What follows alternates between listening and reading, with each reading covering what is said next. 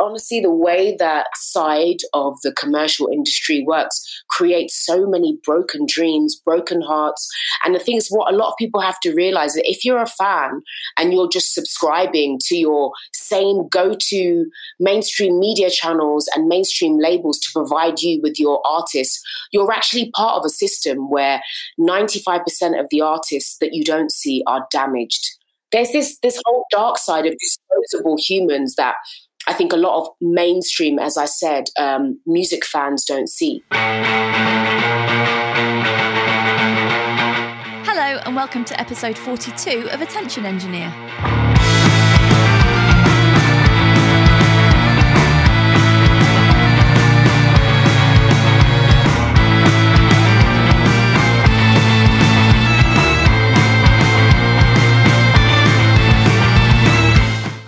And this is my podcast.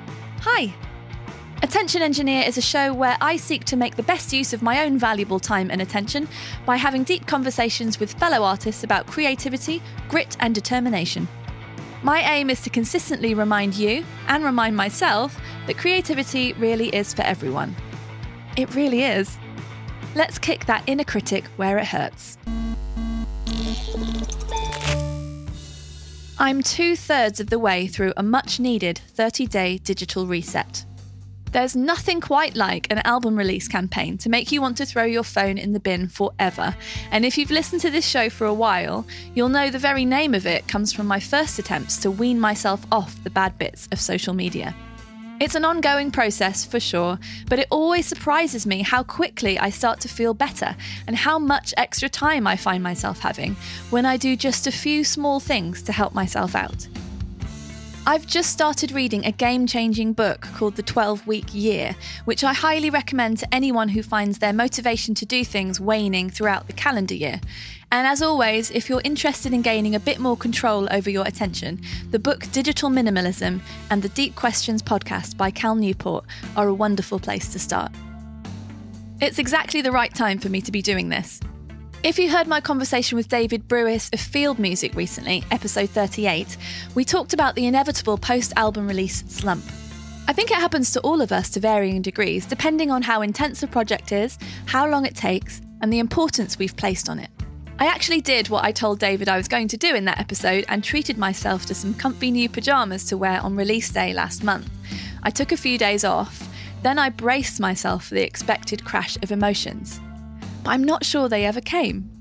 What came instead was a serious case of the can't be bothered's.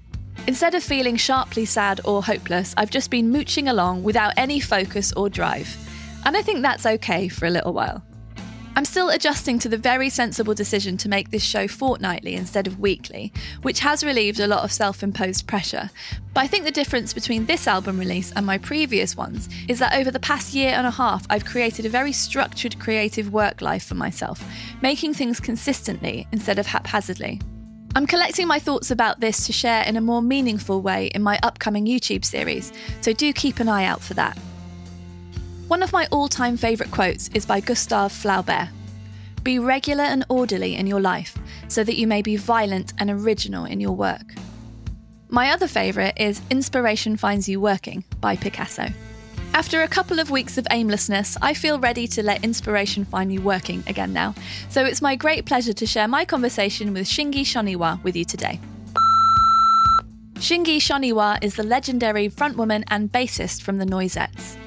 Dubbed the new afrofuturist pop goddess by Rolling Stone, her debut solo album Too Bold was released in October 2020 and marks a new chapter of her journey.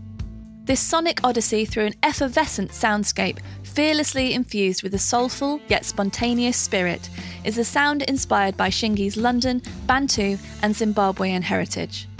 Leading from the heart, Too Bold transports us to a higher vision of the future while acknowledging what it will take for us to get there.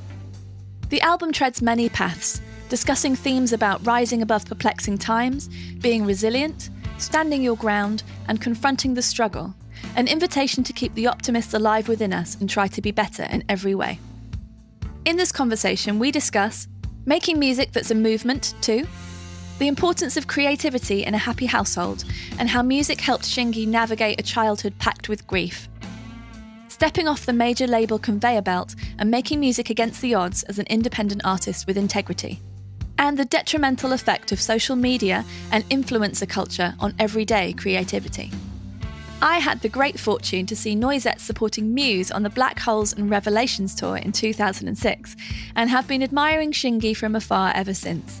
So it was wonderful to meet her and have this chat, beaming in from Zimbabwe to Bristol. Here we go. We should definitely get to that. But before we get all of our great conversation out without recording it, please could you introduce yourself to the listeners? Hello, listeners. I am Shingai, and I'm a very creative so-and-so. I make a lot of music, and I love just inspiring imagery, constantly kind of not like reinventing myself, but evolving myself and making sure that I feel like with every project that I do, I can learn something new from it. And that's what I love doing. And it's a pleasure to be on this podcast with you today, Laura, because you are also someone who I really admire creatively, and I look forward to getting into it more. What? Oh, that's a nice start. Well, thank you. I'd love to start by talking a bit about your latest piece of work, which is your album Too Bold. So it came out in October 2020, which must have been a very tricky time to be releasing new music into the world. Can you talk a bit about that, about the challenges you may have faced during the pandemic releasing a record? I think, the first challenge was to like actually get it made during the current events, should we just say? Yes. Yeah, I mean, I had actually only started like literally 2 or 3 months before it was all announced. I started making the record in like end of November 2020. Well, started writing it end of November 2019. And that was literally only like a few months after the debut solo EP. Although I'm not a big fan of that just nonsensical word solo. I mean, it's something that they tend to it's a label that is often given to a lot of female artists, and I find it really strange. I think the media are still kind of hungry for those sensational headlines, like, lead singer quits band in a fury of, kind of like, celebrity snobbery, or, there's always, whereas when guys tend to have a career, it just tends to be like, he's making music with other people, or whatever, like, I don't know, Alex from, what's it called, Arctics is making a record with Miles Kane. It's just they're making a record together. Whereas, like, if I make a record with someone else, she's solo. How could she? Dan is in a fury of tears. And I'm just like, no, it's true. Because if you look at even with like so many amazing artists that are female artists, there's a lot of what's her name? Oh my God, her name is just on the tip of my tongue. What's the name of her band? Don't speak, I know just what you're saying. Oh, Gwen Stefani. Yes, it's like, Gwen Stefani went solo, band hate, so there's always these kind of headlines. Like even with, obviously I know that with people like Tina Turner, it's more complex, but Stevie Nicks, whenever it's a woman, like just continuing to make music, but like to expand, the people that she's making music with, there's always like like we've been the bitch that's like, dumped the band and, kind of divorced and cheated on. But actually, Laura, Dan is actually on like two or even 3 tracks of the Ancient Futures EP. And actually Toby from the Noisettes, who's like a brother to me, been making music with Toby for like nearly 10 years now. He's actually playing drums on like, playing music, contributing to about 4 or 5 songs on the album. He's playing drums on like Echoes of You, War Drums, Too Bold, the title track. So me, I'm just the kind of person that like, I don't know, I love to evolve, I think, as I said before, in my artistry. And that means stepping outside of your comfort zone and working with other people. What was also important to me was working with more of a diverse group of creators, because when I was making the 3 records with the Noisettes that I'm really obviously proud that I've made, predominantly they were made with guys, and predominantly the producers that we worked with or were available for us to work with at that time for lots of different reasons were white males. You know, it's like it was almost impossible for me to find myself in a room with women songwriters or women producers. You know, that was really important to me, I think. So whether you call that the solo era or the Shingai era of me making music, I'm still very much like quite close with my musical community that I've grown up with through Noisettes. But it just means that I can expand now, and you know, on Too Bold, there are 3 female producers that I'm collaborating with. You know, War Drums is an all-female production with me and an amazing girl called Roso, Kerry Leatham, and we're playing pretty much everything. I mean, I think Tobbs did a couple of drum passes for us at a studio later on down the line, but it's kind of 90% me and her playing the synths, playing the, you know, just drum loops and machines, and just having fun and being able to explore in a way that, I don't know if it's the same for you, but it can be different when you make music with women. For some reason, you know, I did some really, really cool sessions with guys when I was kind of making Ancient Futures in 2019 and starting to write for this, in fact, back in 2018. And I just found that, like, sometimes there's an expectation, especially in the pop world, that your job is to come there, watch them having all the fun with all the synths, watch them jamming, and then when it's like, you know, 8, 9, 10, when you've been in the studio all day and they've got to have all the fun with all the plugins and all the, then you're just supposed to belt out this kind of like fucking pop line about a joke or whatever it is you're supposed to be singing on top of it. And I'm like, yeah, it's just not that much fun. No. And they sit there silently clicking, don't they? Yeah, and I can see toys in I can see your little Fender amp there. Oh, there's loads of stuff in here, yeah. You know, and I feel like when girls to get together, it's a bit like, oh, what's that? Oh, what does that do? Oh, I've got this new, you know, and it's like, not like, right, now I really want you to sort of pour your heart. How are you feeling today? You know, how's that guy you were seeing? And I'm just like, oh. And sometimes it was like that at a Noisettes kind of writing session, you know, especially when you go to somewhere like America and you get on these big pop writing sessions, you know, it's almost like you're there to kind of add the cherry on top, but they're kind of having all the fun. Yeah, that's not fair. That's not fair at all. I find there's a bit more, I don't know how you feel, but I found there's a bit more kind of empathy and a bit more give and take in a session with another woman. And, you know, I've had good collaborations with men too, but yeah, I've always felt that it's a bit more prescriptive, and you know, I would be open to the idea that those men were more prescriptive, and there must be lots of other men who were great. Yeah. Obviously, there's lots of different people. It's all to do with personalities and experience and stuff.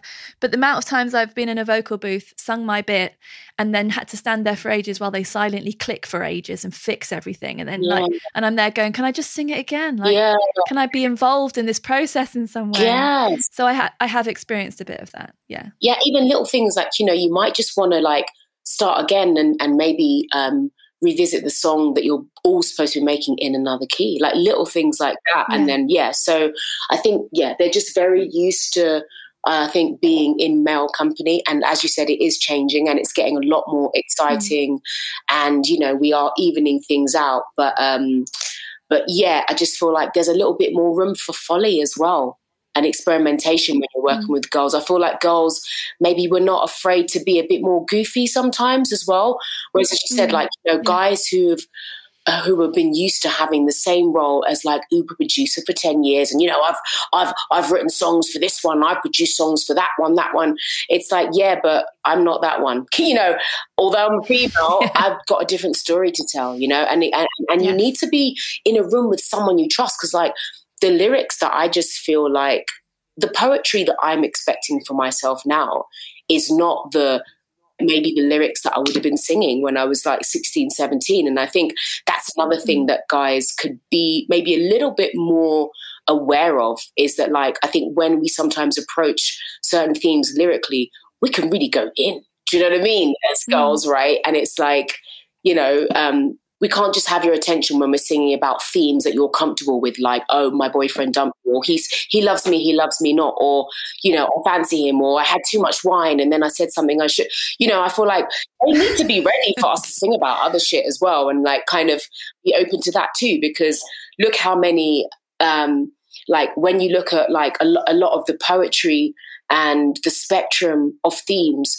that men have been allowed to sing about in the last kind of 50 years, whether it's, you know, I mean, I'm thinking about incredible lyricists like, I don't know, like, you know, Tim Buckley and, you know, Jeff Buckley and, you know, just some really beautiful classics, you know, like Sam Cooke. And whereas when you know, as most women that make it, I feel like they are allowed to make it on the condition that they're singing about certain themes that, you know, the men that they're working with at the time are comfortable with them singing about, you know? Yes. You know, there's people aren't used to us singing about stuff like, as you said, you had a group called something war or like revolution or like the real dynamics of society or like, I don't know, being in a fight or getting in an argument with someone. Like these are things that happen to people. We can sing about those things as well. You have amazing lyricists like Lauryn Hill and Nina Simone and like people like Stevie Nicks that kind of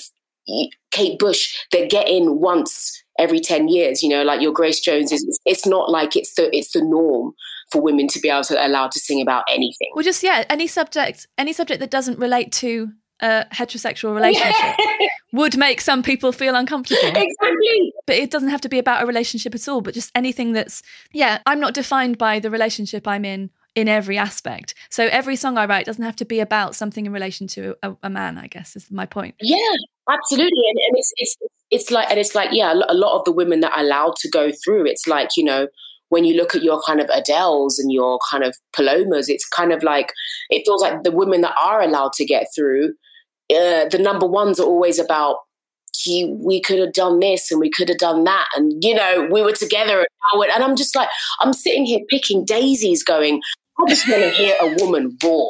Yes. I want to feel my girls raw in the way that men are allowed to raw in hip hop, in grime, in rock and roll, in punk, etc., in folk.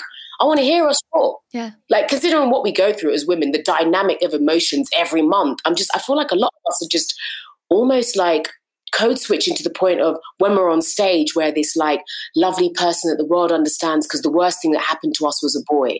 But then when we're in our female company, we have conversations like this. And I'm like, girl, why are you not putting that pen to paper in the studio? Yes, exactly. Too much.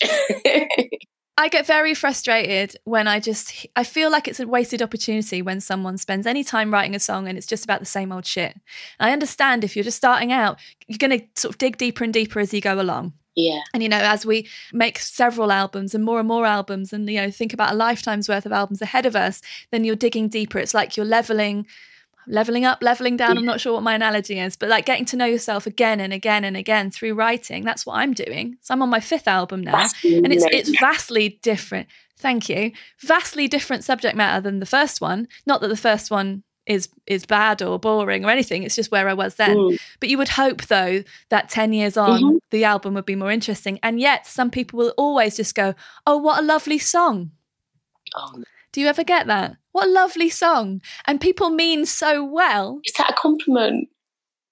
I think they mean it as a compliment. But then I rage at that. You know, that's a song I wrote on my last album about someone who took their own life, who I knew. Lovely song, someone said. Wow. I don't think you've listened to that. Wow. I can't take that as a compliment. Yeah. You know, or a song about, I don't know, whatever dark themes. Yeah. Lovely. Oh, lovely. But the thing is, the world is going through super dynamic and arguably dark times at the moment. So, you know, to think that like women are still getting signed to major labels on the basis of their looks, you know, perceived kind of mainstream beauty, that for me just feels like it just mentally just doesn't feel right. I just feel like music, we can allow music to reflect the times a bit now, because as you said, not only is it a wasted opportunity for music lovers, but also a lot of people have only got music to get them through. They can't go out. Yeah. Do you know what I mean? There's been lockdown, like you said, mental health levels are super high. I know 4 people that have taken their own lives in the last 2 years. Oh, I'm so sorry. Yeah, as well, you know, and so I'm just like, does it help for people who are really going through things to switch on the radio and hear artists who are completely oblivious to how they feel? Like, I don't know. I'm not trying to say that, you know, we should prescribe anyone what to write about, but it just feels a bit strange that, you know, people are still waiting for that next hit about the club when the club is closed. Who are you twerking for? The club's closed. You can sing about anything you want now. Yeah. I mean, escapism is important too, so I will allow that, of course. But also, you can choose to listen to whatever you want at any time now. So there's no one stopping you from having escapism. Yeah, we've got so many amazing songs, and you know, I mean, it's an interesting time, and I think what you're finding now is that actually, because independence is a rising thing, like you've got your own label, which is amazing. Same as me, we are in a position to write songs with different groups of people, in a different way, different producers from different backgrounds, different musicians from different backgrounds. And I feel like that is the future. Like there's some really beautiful, not just collaborations happening, but in the process, you know, as you said. And I think that's where the change and the excitement is really happening for me. Yeah. Well, I don't feel that any time with you in a studio would ever be wasted. So it's so brilliant to hear all of this stuff coming together. We would have a lot of fun. I can just tell by looking at the bits and bobs already. Like, oh yeah, come round when it's possible. You should just pop round. There's loads of toys in here. I think we'd have a great time. I would love to have a jam. Seriously, I'm all about it. I carry my guitar everywhere, even if I end up playing it once or twice in that week of traveling wherever I've schlepped it to. Yeah, I'm always happy because I'm like, oh, actually, I'm so glad I bought it, because then I just had this one moment of inspiration and maybe played for like a couple of hours and then didn't play anything for a couple of weeks, you know. So what do you say when people go, give us a tune, love? Give us a tune. When you're walking around with your guitar. Does that happen to you? Yeah, that happens especially at airports. Yeah. Oh, you're going to sing for us on the plane, are you? Oh, yeah, God, as if that's why you brought it. But you've got to be careful what you say, because if you agree, then they'll be like, all right, so, you know, are you famous? And then if you do say who you are, then they start singing your song to you, and then they start expecting you to break out the guitar. Right. So you've almost got to sort of be like, oh no, I'm just carrying it around because I might get inspired or something. I'm carrying it around for a boy. Yeah, exactly, for a boy that I might meet on the beach. We might fall in love. And then he can write a song about me. Yeah. It'll be great. When I first was in London, years and years and years ago, and I was carrying a guitar around, honestly, people would either say, give us a tune, love, and I found that a bit irritating, to be honest, because it was all the time, or they'd say, are you carrying that for your boyfriend? Just be like, what? Oh my God, wow. Yeah, right. So I just schlep it round for him. Am I a fucking pack horse now? Yeah, serenade. Unable to play. Oh. Yeah, weird. But I think we are going into an exciting time now, because also what I've found in lockdown is so many people are kind of like just getting a few basics in and been like, do you know what, I'm going to express myself. And I think a bit like your podcast with like just how creativity is important, you don't always have to be like a professional musician to enjoy the joy of music. I just feel like I've actually met a lot of people in lockdown that have been at home that like, actually, I've re-picked up this instrument that I haven't played since secondary school, or I've picked up the flute again, or I've picked up the guitar again, and you're like, oh my God, you're amazing. Or like, you know, there was a girl who I met on Instagram, and then she sent me a couple of songs, and I was like, oh my God, she's freaking incredible. Like, you know, and I think that, you know, it's something that maybe before pop music, the intersection of pop music and social media kind of in the last 7 years kind of got, I think, creativity on this kind of hyper sort of level. I feel like before, music was something that a lot more people were able to appreciate, and you didn't have to be a professional musician to do that. Like you could go around to someone's house and, you know, have a jam, or they'd, you know, like 1 in every 3 households would probably have a musical instrument at home. So I think that's been good about lockdown. It's brought out, you know, the sort of, amateur creatives are just like, it's just really nice. I think that's important. You know, I think a household with some sort of creativity in it tends to be a happier household, you know? Definitely. Yeah. And that's the thing. It's not about having an Instagram following for the thing you make. It's about making the thing. It always should be about making the thing first anyway.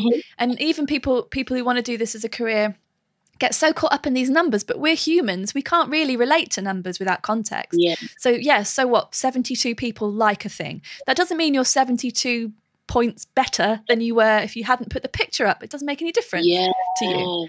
So it's like we need to disassociate ourselves from those numbers, I think. And again, people who aren't doing it for a career still can make stuff, and you don't have to take a picture of it and put it on Facebook for it to exist, because it exists, because you did it. No one ever needs to see the thing. So it's about finding that joy, I think, and like trying to figure out what it is that gives you that, I don't know, peace, or that meditative state, or, you know, some kind of feeling that, I exist, I made something, I contributed something to something. I think that's really important. So I'm all about trying to tell people that at the moment, to be honest. Definitely. I mean, sometimes it's like you'll hear a song that someone's just, you know, written for like their flatmate's birthday or something, and you're like, oh my God, you know, I wish I could have written something like that, and I'm a professional musician. Yeah. So yeah, you're right. Sometimes I think it's nice to just think about why we're doing it, and the only something that has not been, I think, as progressive for music is the fact that, you know, you have had this sharp rise in, you know, influencers that have been signed as musicians, you know, models that have been signed because they like singing, and that's all cool.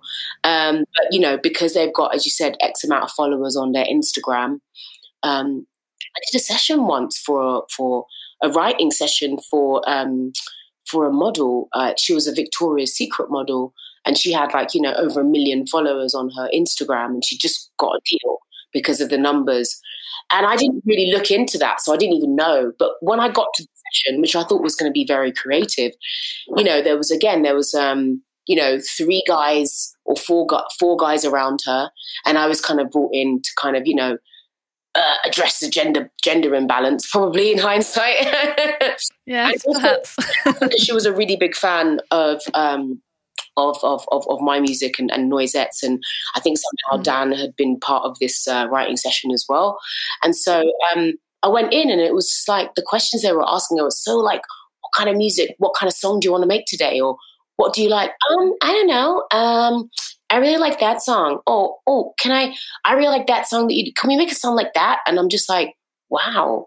I mean, I can't create a song that's based on someone else's creativity just because you like it as a hobby and try to teach you to sing like this person and like emulate the tone of another singer who's been through God knows whatever else, what to cultivate this tone. And you just get basically fast tracked. You know, I kind of left the session feeling a bit like, oh no, was that me doing a good thing? You know? I see what you mean. You know what I mean? Like, and is that something that I feel that I should be telling up and coming women in? Like, it doesn't matter if you have a voice or not. It doesn't matter if you're ready to do the work and be a musician or not. As long as you like music, you're a fan, and you've got a favorite singer, and you've got 1 million followers or 100,000 followers or 10,000 followers, we can make you. And again, the song ended up being about a boy. A valid contribution to the world. Yeah, and the thing is, I left there thinking, okay, it wasn't as enjoyable because there wasn't that much creativity in the session.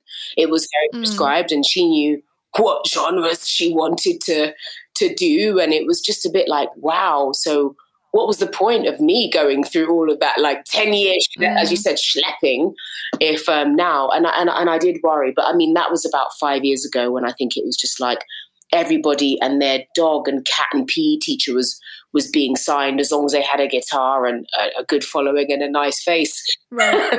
Okay. Whatever nice face. I missed that moment. Damn it. Yeah, and whatever that means, nice face. Like, so weird, isn't it? You can't see someone's face on the radio. Like, no. Yeah, face for radio, they used to call it. So yeah, that was it's bonkers, and that made me think about what you said. Sometimes it's like it's about the intention of why we do it that actually can maybe subconsciously inform the quality of the music that we make. If you're making it from your heart for your flatmate who you love, it's her birthday, or it's a song for your daughter or your mum or your nan or your friend, or just because you want to just scream because you've had a shit day at work and your boss is being a dickhead, and you're turning up the hole and you're turning up your Marshall lamp to like 11 or whatever, you know, that for me is like, that's real expression. Mm-hmm. And we almost kind of, I think, risked losing that at mainstream radio, and everybody sort of started signing like influencers, and everything was just so about genre and about followers and this, that, and the other. But you know what's great about this time is we're coming out of that, because like when you asked me about what it was like to not only put the album out during the, you know, I don't want to say the P word because I don't want to give it too much power, but current events. Yes. Yes. But yeah, like everyone was like, oh, you know, a lot of people were like, no, you're crazy. Why do you want to put out a record now? You know, it's like people can't go to gigs, there's lockdown, you can't do that, you know, da, da, da, da, da. And I was like, because 80% of people are at home now, and I bet you any money people are going to need music that is emotive and that's coming out of the side of. There was just like I just felt a real blandness in the mainstream radio. Sort of, well, from the Brexit vote, from 2015, honestly, to 2020, it just felt like there was a decline in creativity at television. Everything was dominated by your, you know, Britain's Got Whatever, Max Factor, singing competitions, whatever. Do you know what I mean? That was that sort of had captured the kind of, you know, your average English person next door, whatever, British person, British household, whatever that means. And I felt like as soon as, you know, a lot of this, not just uncertainty crept in because of, you know, because of the virus and stuff, but also there was just this whole surge in people experiencing grief and like real emotional kind of, you know, turmoil. And, you know, apparently we've lost more people because of this than World War II, which is amazing. Just the numbers are crazy. Like what, 100 and we're probably going to be on 250,000. You know, it's like if we're on 170,000 people have died. I mean, by the time my album came out, Too Bold, in sort of October, November, we were already on like 80,000 deaths. And they were saying that was like just the same amount of people that we lost. But what it also did, it created this kind of, I think, a sense of kind of compassion and empathy on a national scale that I didn't feel I'd witnessed, you know, in the media for a long time. Maybe not since like when we were in, I don't know, maybe there hasn't been that feeling since, I mean, I don't know about the Gulf. I was like 5 or whatever when that happened. But, you know, so I felt like where there is mass kind of, you know, grief, and when there are things like, you know, all the conversations that were ignited that were long overdue, you know, around like Black Lives Matter and equality and just global oppression and what that looks like and where we are and where we want to go. That's the perfect backdrop for, I think, a real soundtracks to emerge, you know. And so we actually found that, you know, the record has been growing organically for the last five months, but it's been doing really well. It's like, you know, to have, I don't know, like coming on to like 3 million, you know, streams of an album, like that's something that people on a major label struggle to do right now. So it made me think that actually, you know, the kind of work that you're doing and the podcasts and like just the kind of quality that you're putting into the work, I think anybody who is really thinking on a sort of and feeling and expressing themselves on an authentic level, and they've got, I don't know, just like good intentions, I feel like you have a really good audience right now. Yeah. Oh, well, I'm going to keep taking compliments from you because it's very nice. Yeah. I just sit here in my little room wondering if there's any point. I think yesterday I spent a lot of time talking to my husband about like, what's the point of what I do anyway? What's the value in any of it? Just having one of those really down days, really super down. But, you know, we all get them. It doesn't define me, but I had one of those days. And then I was like, well, you know, get to talk to Shingai tomorrow. That's pretty cool. Like she hopefully wouldn't be saying yes to any old bollocks. So thank you for coming on and being my guest and for saying nice things and for making me believe that the thing I'm doing is worth it. Because I do think it is. Of course I do think it is. But sometimes we just get down. We do, yeah, definitely. And you know, we're still quite a sort of minority in terms of the playing field. But I feel like we are a minority that are growing because of our integrity. And by us, I mean the independent people that are making music also, like, not only against the odds, but like without like these huge, you know, teams and budgets and all that kind of stuff. I mean, even just like the independent sector, it's a David and Goliath scene for us. Definitely. But we've got that, you know, we've got that catapult firmly. We don't want to like take anyone's eye out with it, but, you know, no, yeah, we'll use it. We might. Don't force us. Don't make us. Don't make us use it. Don't mess. We're allies at the moment, you know, and I think it's really important that people in the independent sectors creatively across the board continue to amplify and support each other, because we seem to be making a real impact. When you look at like even like you know, the way that the charts have just suddenly been changing in the last year, because even when you look at the charts, they're not necessarily reflecting the independent sector, because they're realizing that like vinyl is going up. People are buying music from the likes of yourself and myself without that aggressive marketing, you know, positioning of the mainstream. Yeah. Yeah. Well, that stuff doesn't necessarily work. So I'm interested to know how you've been experiencing it, because you, as you say, the album's been growing, approaching 3 million streams and stuff.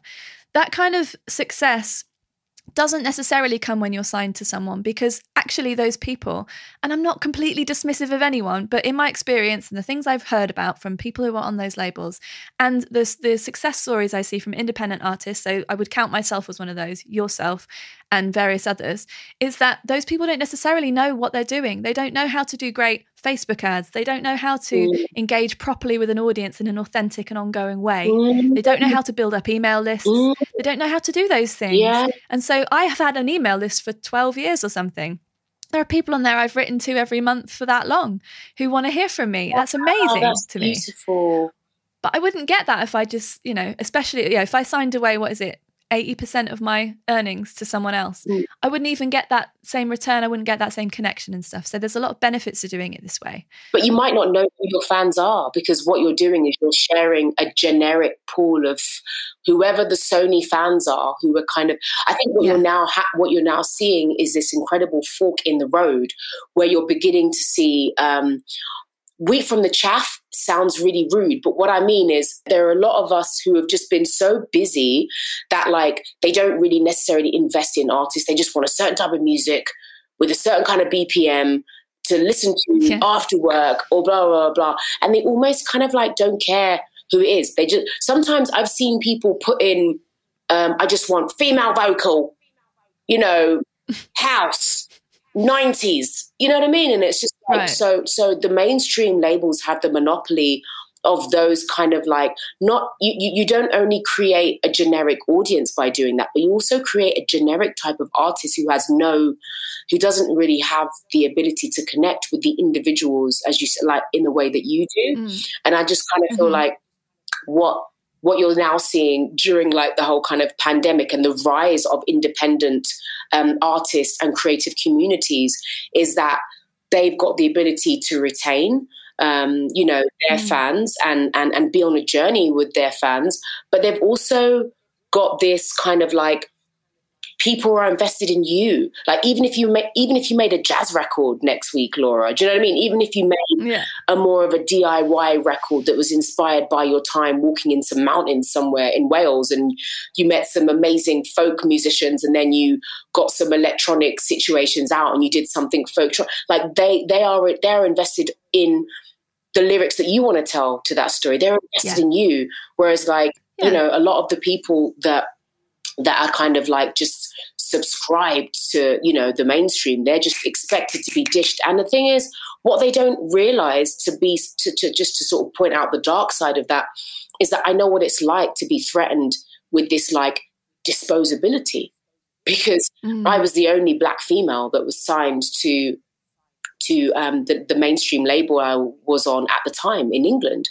That's I was, and also there were only 2 females signed to the label. You know, I think at some point they had like Kanye, they had Hudson, they had so many freaking bands, and it was just like me and like Pixie Lott were like the only females on the label. Wow. Little things like, you know, I wouldn't get the same, I wouldn't get anywhere near as a marketing spend, for example, as she would get. I would even be told stuff like, well, Shingai's not exactly the girl next door, is she? So, we don't really have to invest. Let's just see if we'll chuck the wet tissue on the ceiling and see if it fucking sticks. Literally that kind of like marketing. Jesus Christ. Yeah. And so what you end up feeling like is that there's been a lot of money being spent on, like, let's say 50 people. And then out of those 50, 5 of them are going to get the VIP treatment and everyone else is on the conveyor belt. And if somehow you break through and people remember you, then it's down to luck. It's not down to luck. You know what I'm saying? Yeah. So I was kind of like, I actually thank them for putting me in that situation because it means I had to be amazing. I had to be the best I could be. Like, I had to be, never forget you was no joke. Do you know what I mean? It's like, I had to leave a lasting impact and like just try to make sure that I would be remembered for my creativity and generosity of like creative spirit to the fans. I had to talk like, I mean, God bless her heart. Maybe that's not what she was into, doing gigs. But, I'm pretty sure maybe I saw Pixie maybe having to do 5% of the gigs that I had to go. I was on the road, like maybe 200-300 shows a year. Whereas my label mates would be like, oh, yeah, don't really fancy doing a gig. Going to go to the pub. In fact, maybe I'm not going to play at the festival. Maybe I'm just going to be in the VIP. I didn't have that luxury. No, of course not. So, oh my God. Yeah. So I think I knew it couldn't have been a picnic, but the actual specifics are still shocking to me. Oh my God. The people are so honestly, the way that that side of the commercial industry works creates so many broken dreams, broken hearts.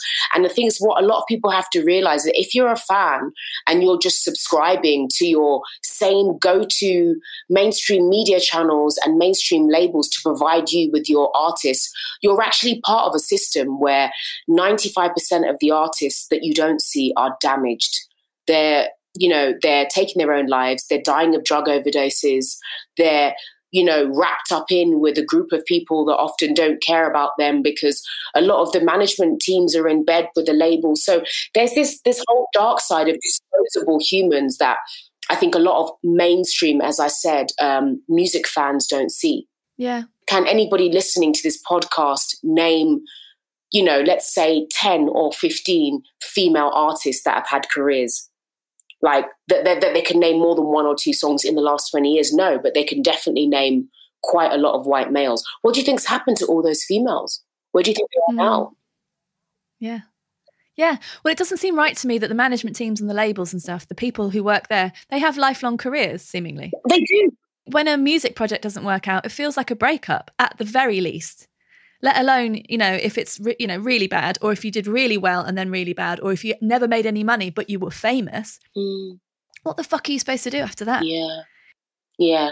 But then that's why, I mean, sometimes I think it's a bit of a cycle that we can't just expect the perpetrators. Let's say the system, the way it's set up, the format. You can't always blame the format because sometimes there are some of us outside there that say, yeah, we're music lovers, but actually we are just on all of these, as you said, like big email lists, and we want the next, there's a lot of people who are just like, yeah, now I want the next Katy Perry, I want the next Adele, I want another Anne-Marie, I want the next, lovely girl next door belter. If you're expecting that, then you're not thinking, I think, as like these musicians as like people with dreams in the way that people used to look up to artists. Like people used to look up to your Whitneys and your, follow certain bands and really, I think, invest in them for their careers, no matter where they went. Like, your Nana Cherries, or it's almost impossible for the state of the mainstream music format to create a kind of star, should I call it? A star that like you will be able to check out her music in 5 years and she'll still look, in one piece and happy, Because the moment, even when she starts not looking, you know, as sexy and as hot as she did when you first started being a fan in uni, like, you know, if you then get into your late 20s and your early 30s and then you actually disassociate from who was apparently your favorite singer when you were 21, because, you know, it's like, come on, we've all got a role to play in like the dark side of celebrity, cult of personality, star worship, you know, and that's not about music. No. I wonder sometimes if people, and even I'm talking about even the good people who come along to shows that are small, who buy things at the merch and all that, I just think they assume that if you're on stage, you're getting paid loads of money and you're fine. Honestly, because I don't think these people are the evil ones. They're the great ones. They're the ones who show up. They're the ones who buy things. They're the ones who are members of my membership club and all that. Yeah. But they don't know that, you know, one of my favourite bands said I could support them, but only for no money, and I'd have to pay their sound engineer 30 quid for him to stand near the desk. They don't know that. Yeah. But then I chose to say yes to that opportunity. I saw that as an opportunity and I did it. I would never do that again, but I did it. Absolutely. So we all live and learn, but I think that I just think there's an element that people just think we're fine. We must be fine because we're doing music. Yeah, no, absolutely. So we must be well off or something. Definitely, yeah, no, so I'm just going to get a little bit more I want to just top up my 1 minute, Laura, sorry. No, it's okay. Walk over to the kettle.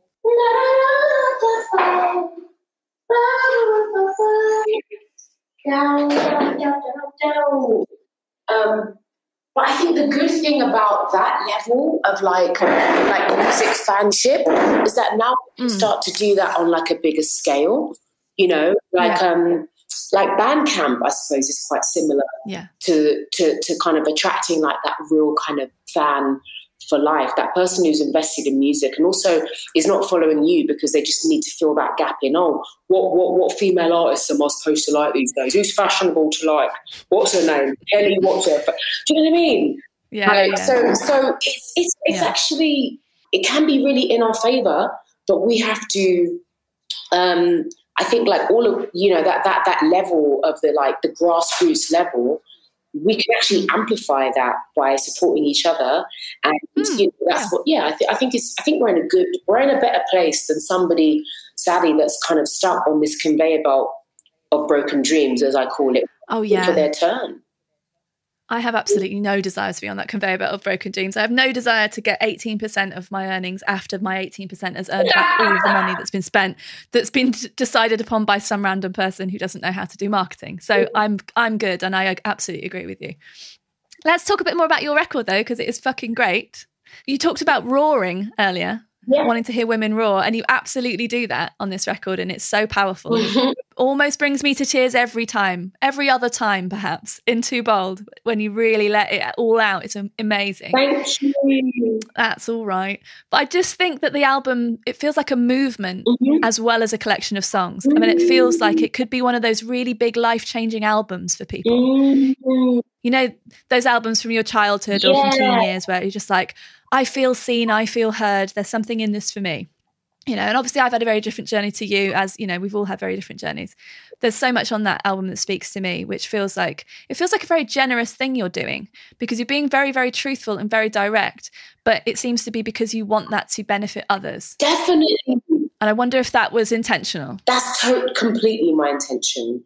And also because like, I just felt like I was really lucky to be, even though there's, you know, as we said, like a global, crazy, insecure time, I was like, but even though I have the least resources I've ever had in my life, I'm the most free at the moment. I'm the most independent. I've got a little label and, you know, I had to also say to myself, this is the chance when I can roar, because, you know, on previous albums, that would all have to be, you know, kind of a lot of metaphor. You know, there was roaring, but, you know, there was a lot of wordplay. So, you know, only kind of those who really kind of went into the album decode would know what I meant on that song and blah, blah, blah, blah, blah.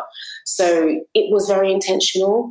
And I just feel like my heart just filled up with so much love and so much empathy as well, when I felt like the world was really finally having these honest conversations that I feel like I've been trying to sort of have with people for a long time, but they weren't ready. So I felt like before I made this album,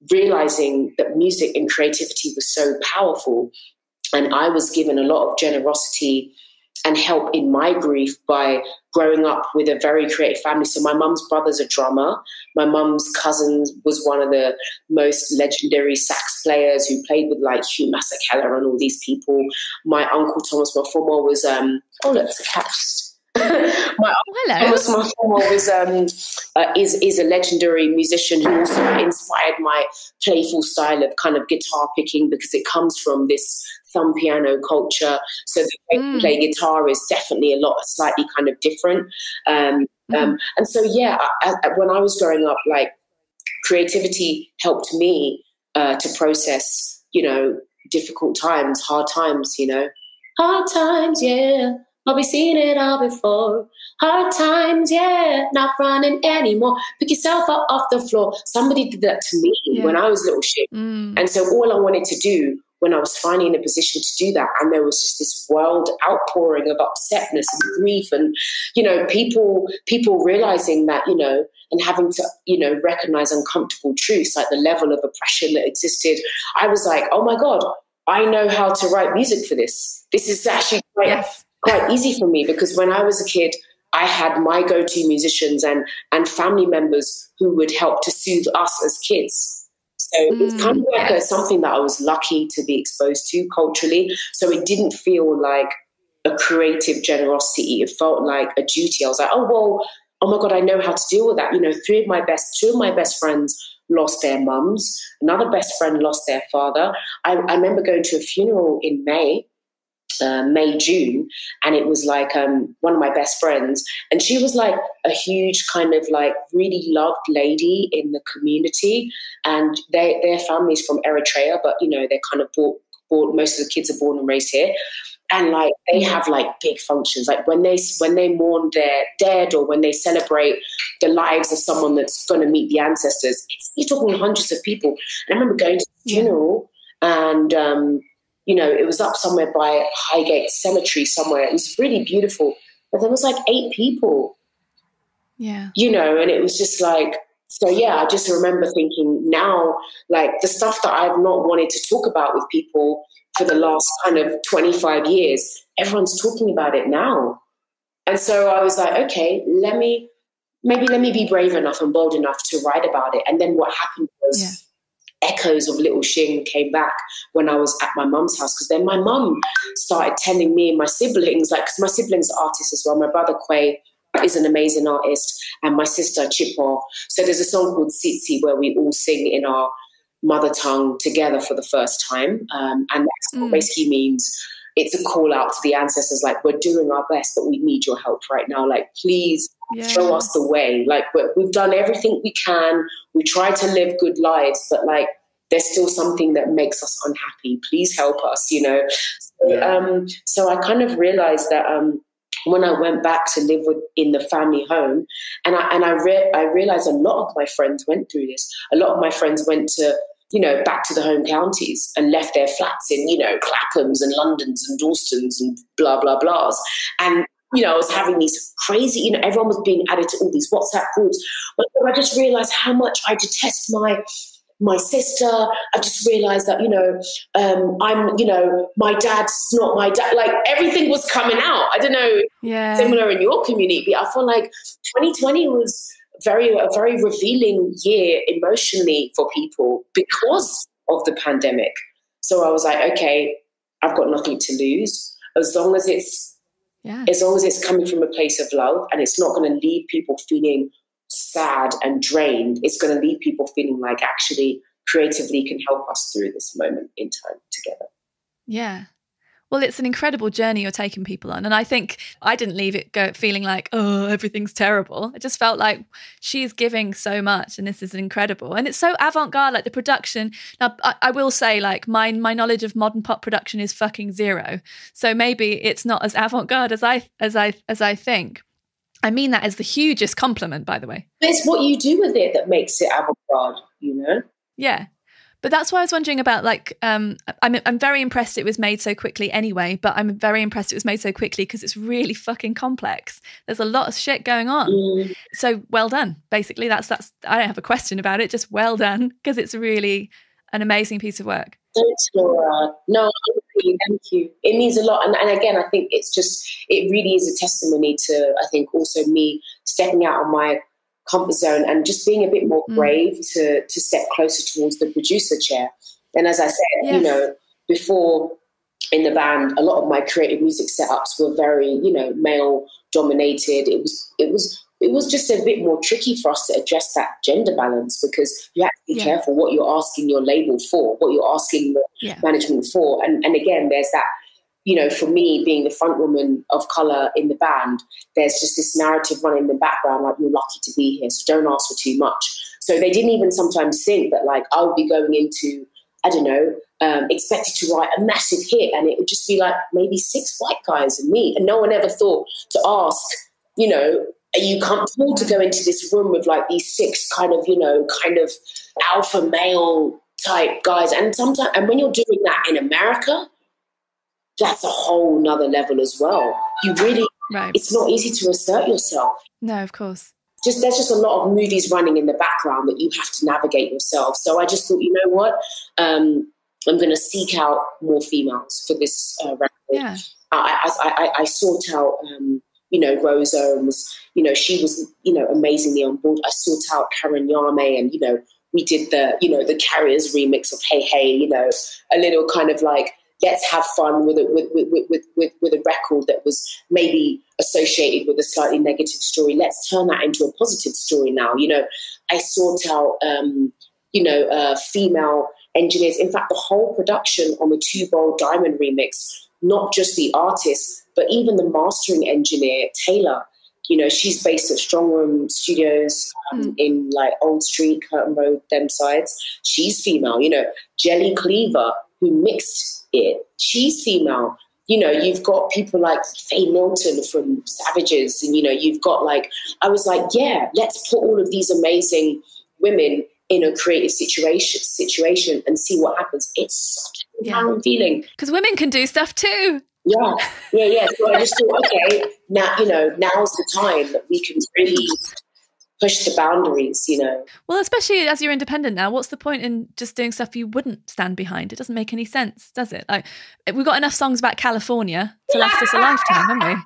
Haven't we? How many of those have been written this week? Sorry, anyone out there who's just written a song about California, but Jesus Christ. It's so true. And how many of them have been written by British white males as well? It's like, is there like is there a debt or something that everyone's we're not aware of? I don't know. I don't know. It's never popped up in my mind to stick that in a lyric, to be honest, but that's just me. Yeah, no, it's a beautiful time. It's a beautiful time. And what's exciting you at the moment about being an independent artist, and how the world's ears have just taken on this yearning to listen to more just creative, like a wider spectrum of stuff. It's really amazing to have like people pop up now who are like your average music fans who are like, oh my God, I can hear this in this song. Do you listen to like, I don't know, like Odetta and I'm just like, wow, now I've got like real music fans schooling me and going, hey, Shingai, I've just listened to your record. Can I recommend you check out this beautiful, obscure record that was, by a female folk artist from the 70s or 80s? That's amazing, Yeah, there's some great people around who know a lot more about music than me. The things that are exciting me are some very similar things to what you've been talking about. So with my new record, which will be out by the time this goes out, which is terrifying and wonderful all at once, because we're talking a few weeks beforehand, is that I was really excavating, and I was really going deeper than I ever have into my past and into certain things in my past that have really held me back in my life for quite a long time, stuff from teenage years. And it's stuff I always kind of just sort of pushed to one side, pushed it all down. Yeah. Wrote about the things that were happening to me at the time, which I don't regret, because I'm proud of my work. Mm-hmm. But then I just thought there are some things, I know that if I put words to these, scary things and these things that make me sad a lot, then I think I can diminish the power of them in my life now. Because it's stuff from when I was like 17. I feel you. That's a long time ago. I don't need to be bothered by that anymore. So it's a lot to do with letting go of some things, not letting people off the things they did, but just letting go of them so that I can be freer now. So for me, it was, I know the word cathartic is used a lot in songwriting, but it was very, very cathartic. Wow. And like you, I think that kind of stuff, it sums stuff up for other people. It's not a selfish act to go, I feel sad about this, so I'm going to tell you. It's going, I feel sad about this and it's held me back for a long time, but I've done this to set myself free. And I think you could be set free also. And I'm going to give that to you, is the sort of vibe of the record. I just want to hug you right now. Oh, let's do an air hug. Virtual hug. Air hug. Virtual hug. Oh, thanks. Which is why it's been frustrating. It's been very frustrating to be told that, for instance, on the radio at the moment, apparently, they don't really want too much downbeat stuff. So I've got a song called Black Car, which is about coronavirus, feeling guilty to survive it, really, because I think that's a mix. There's a whole mix of emotions. I'm obviously very thankful, but there's a lot of stuff going on in all of us at the moment, and we obviously processing it all in different ways. So I wrote this song because it just had to happen, and then I was quite nervous to share it with people because I didn't want to make them feel bad about stuff, because I didn't want to like bring them down. But then when I did share it with my sort of inner circle of fans, they were so pleased, and they said so many things about how it really helped them and stuff. So I just knew I could put it out. So I put it out as a single, and now I'm being told that even though it's the most appropriate time for that song to exist, no one's going to want to play it, even though it's like about right now. And that's the kind of shit that really pisses me off, because I've been independent for so long. I don't really like being told that sort of thing, because I just think it's bollocks. I know it's bollocks. But then, it's kind of like dipping your toe into a game that I'm dipping my toe into a game I don't fully understand, and maybe I shouldn't really even bother playing. So that's been frustrating. But again, it's not about that. It's about getting it to people who need it and want it and get value from it. So the rest of it doesn't really matter, but it is slightly frustrating. Have you felt that your record's got support from the industry, inverted commas? Yeah, that's really amazing you should say that, because like you said, it's like, right now, there is a clear demand on people platforms, social media. People are asking for like emotive work. People aren't asking for fast food, and I just feel like it just makes the people who are peddling this idea that we've got to force feed the public upbeat song. Why do you want people to feel upbeat when actually a lot of those egalitarian taxpayer-funded institutions are supposed to reflect the spectrum of creativity, culture, repertoire that people need? Why are you so scared to give people a range of emotions in the music that that they're going to be downloading? And I just feel like it makes them look a bit sinister.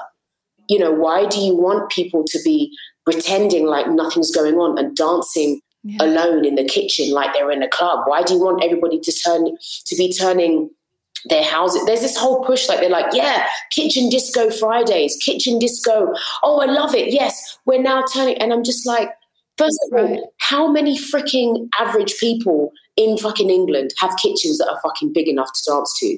Like, that is such a fucking middle class, excuse my French, that's such a middle class assumption that everyone has these beautiful kitchens with islands in them, that, you can with a disco ball. Your lovely kids that you can afford to raise in these big houses, and that there are gardens, and that, like, a lot of people in the areas that I grew up with, they have a balcony at most. I know a lot of friends and extended family who I came up with. And even now, a lot of middle-class Londoners can't afford more than a balcony. A lot of 20, 30, 30-something-year-olds can't afford more than that. So the fact that they're trying to force this false kind of like, hey, we're so happy, I just find it a little bit, it makes them look a bit sinister. Like, why don't you want people to feel things? Because when people feel things, they're less likely to take bullshit, because it reminds us of our humanity. And being reminded of your humanity reminds you of your responsibility and your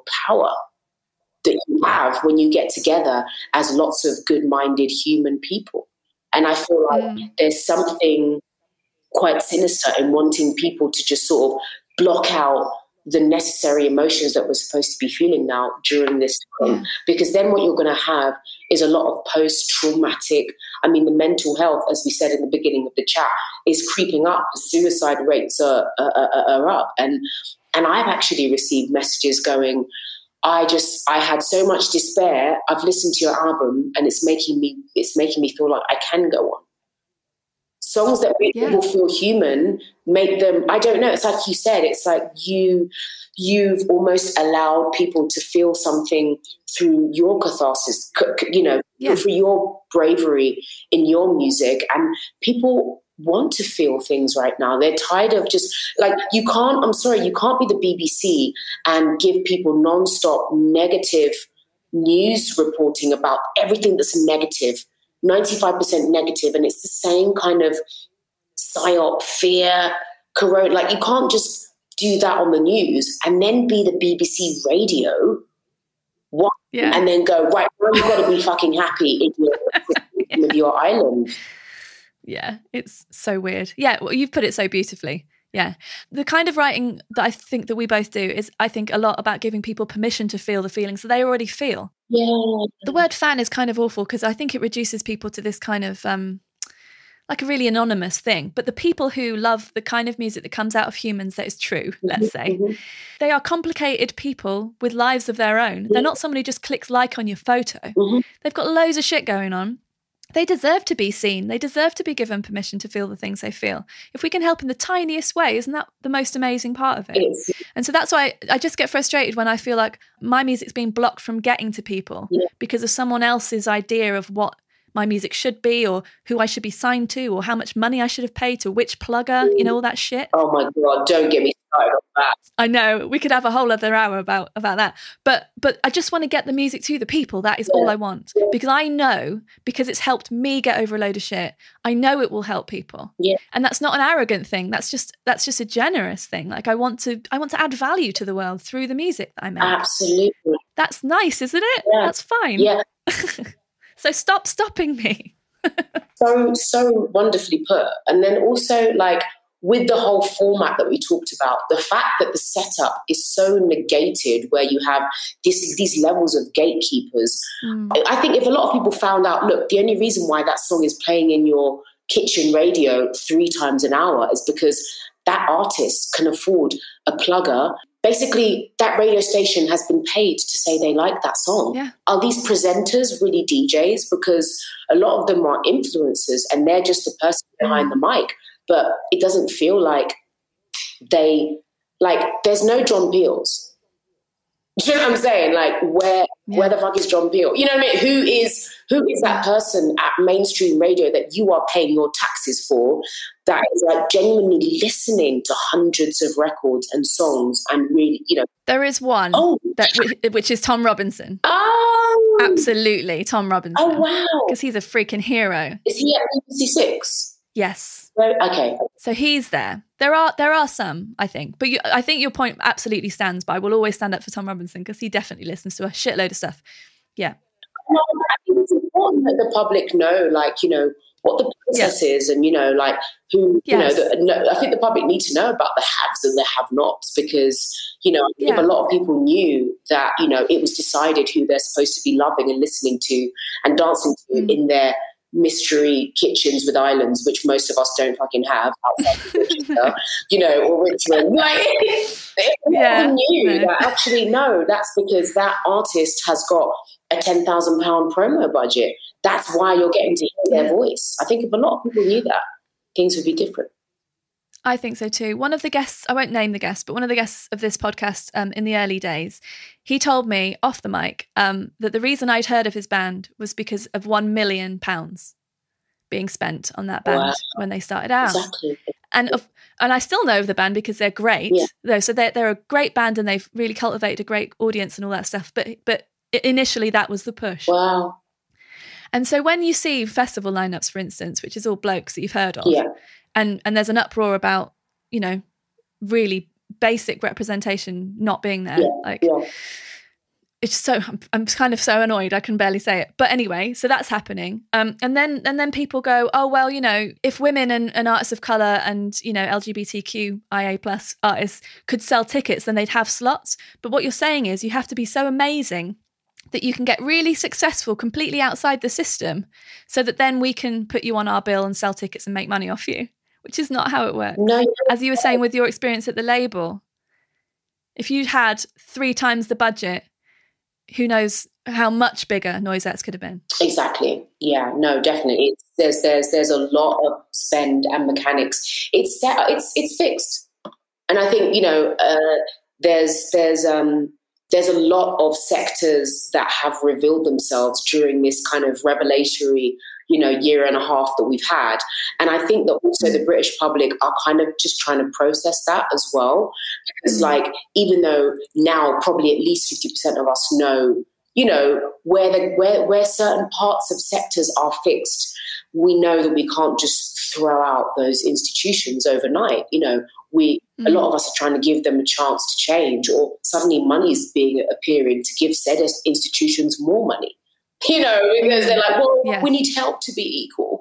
You know, if we're grasping for BBC, we're actually going to need more taxpayers' money so we can have an equality fund, so that we can get more. You know, it's just like, what, than being not a shithead fund? Jesus, let's give them money. Right. Or you could just be a decent person in the first place. I don't know. It seems a little bit more simple to me. Yeah, so I think the word is out now, and I think that people know that there's a lot of malpractice and just a lot of, you know, the format is very, very rigged.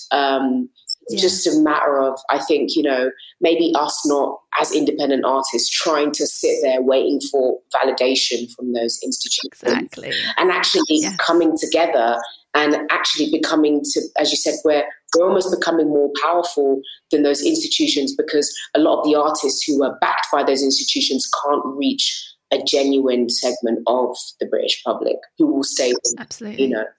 Yeah, we're in a position to do that and support each other, and we should carry on. There's loads of amazing, you know, bodies that are in support. Where you've got your aims, you know, institutions like that, you know, where you don't have to have the, you know, the usual kind of situation to be able to make it. So yeah, I think it's a really amazing time for truly independent you know, artists, companies, souls, and for artists that are really singing, as we said earlier, from like an authentic place, regardless of what they've been told people want to hear. People just want to hear good music. Like when these mass subscribers, you know, subscribe to hear music, I think at the end of the day, people just really do want to hear amazing music, you know? Yeah. And this is something that we're able to provide in our position. Yes. It just takes a lot more work, and you know, we don't have the resources, but there's something quite raw and quite precious and genuine that we do have. And that's, you know, the proof is in the pudding of our records, hopefully. Well, that's a beautiful way to end our chat. But I just want to say, when I saw you in your video cycling and playing the guitar at the same time, I just thought that's like a metaphor for, I suppose, detaching from that idea that the industry has to pat me on the back one day and go, yeah, you did well, we ignored you, we didn't help, but you finally proved that you can do it to us. Because sometimes I feel like, what else do I have to do to prove to the world, invert commas, how blah, blah, blah I am? Definitely. And I just saw you on that fucking bike. I was like, that's what I feel like I'm doing every day. Definitely. And they're still never going to applaud me, and it's still fine, because there's much more to life. I think, you know, rather than like that mass round of applause, what you're getting now is you're getting the genuine ripple of wonderful, genuine voices in the choir who are listening to you for who you really are. And I think there's a lot to be said for that. And I think we need to just carry on, celebrate each other, amplify each other. And, you know, more will come to the party. And whenever, you know, what happens is, like you said, you can't win them all, but when you do win, you know, just that critical mass, they have got your back, man. Like, they're amazing, and they really do have your back, you know. And at the end of the day, I think that's the creative community and the creative consumer community that I'd rather be a part of anyway. Yeah, definitely. Well, look, it's been so wonderful to meet you. When we started talking, I felt like we met already, but we definitely haven't. But I've been, a big fan of your work for years, and that album, the new album's amazing. All the other stuff's great. I normally ask people which 3 pieces of their own work would they recommend. I mean, you feel free to do that, but I would just say people need to go and listen to Too Bold immediately. What do you think? Too Bold Diamond remix for sure. I would also suggest Atticus is always a go-to for me. Like, there's always a song like that on one of my albums. That's like the kind of quintessential. Like, I love production and I love dynamics in music, but there's also something really lovely about when you can find a moment on your album when you strip it back a little bit, and you kind of get into that lullaby type vibe. So I guess Too Bold has that Atticus moment for me. Let me know what the other songs that are resonating, I guess. And I'm going to listen to yours as well. I'm looking forward. Ooh, I'll send you a sneaky link to it. Oh, thank you. I'm going to listen to Yeah, you're welcome. Today then. Lovely. Oh, I'm excited. Yeah. And you should pop round sometime. Yeah, well our drummer, like Tobbs, is move to Bristol, I think. Like, oh, cool. Yeah. So we're definitely going to go down and hang out, bless that house, kick out some jams, and then do a little Bristol round. So come and say hi. Yay. Yeah. Awesome. Well, thank you so much. Oh, you're welcome. Thank you so much for being on this. Thank you so much, Laura.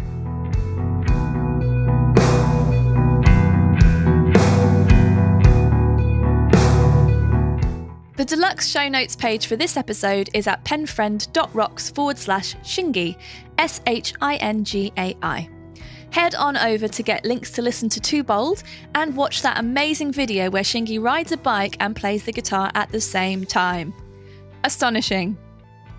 My new album, Exotic Monsters, is also out now wherever you get your music, but the very best way to support this independent artist is to get it direct from my website in all its limited edition vinyl and CD glory.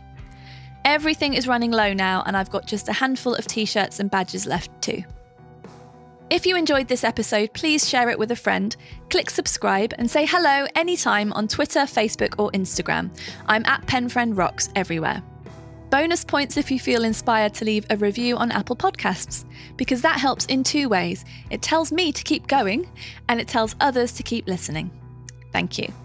If you're new here, please make sure you visit my website penfriend.rocks to pick up 2 free songs and receive thoughtful letters about art and music. And if you'd like to listen to more after this, I highly recommend episode 39 with Stephen Jones, episode 36 with Sananda Maitreya, formerly known as Terence Trent D'Arby, and there's also a Getting to Know Me episode, which is episode 40. This podcast is a rare ad-free zone, but I do welcome sponsorship from listeners. So if you'd like to find out more about that, go to penfriend.rocks/podcast and click sponsor.